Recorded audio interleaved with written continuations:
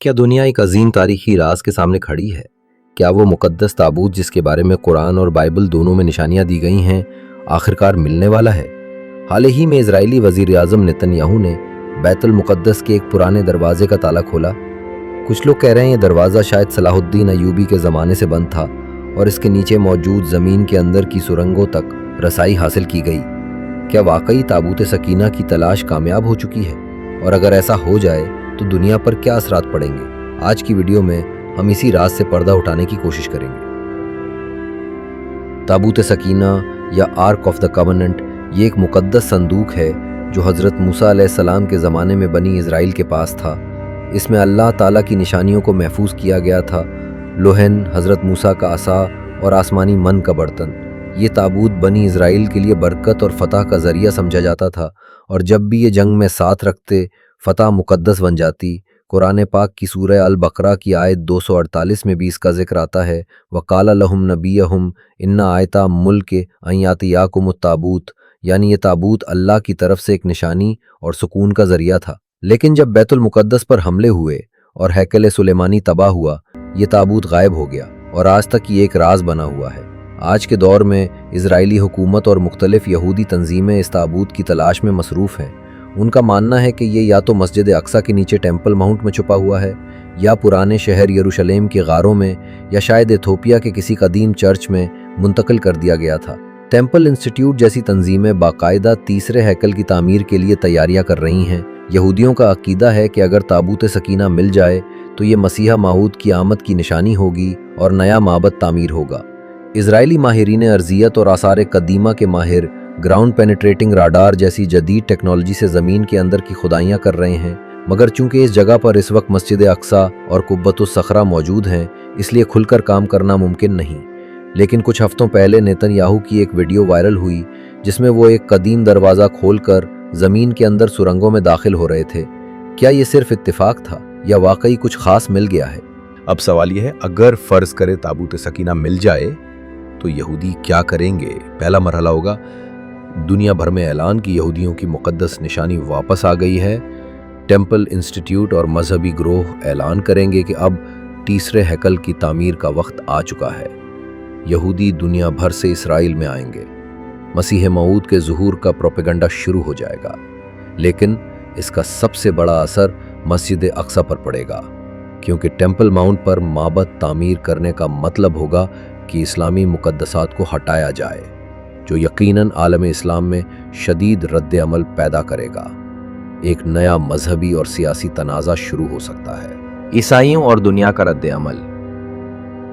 दिलचस्प बात यह है कि सिर्फ यहूदी ही नहीं बल्कि ईसाई इवेंजेलिकल ग्रोह भी ताबूत की तलाश में दिलचस्पी रखते हैं। वो समझते हैं कि ताबूत की वापसी आखिरी ज़माने की निशानी है और दुनिया में एपोकलिप्स के दौर का आगाज़ हो जाएगा। इसीलिए बहुत से अमरीकी इवेंजेलिकल सियासतदान टेम्पल माउंट पर हैकल की तामीर को सपोर्ट करते हैं। अगर ताबूत मिल जाए तो ये सिर्फ मजहबी मामला नहीं रहेगा, बल्कि एक आलमी सियासी बहरान बन सकता है, क्योंकि इजराइल की सियासी क़यादत इसको बतौर कामयाबी पेश करेगी। नतीजे में मशरिक़ वस्ता के अमन मुआहिदे ख़तरे में पड़ सकते हैं।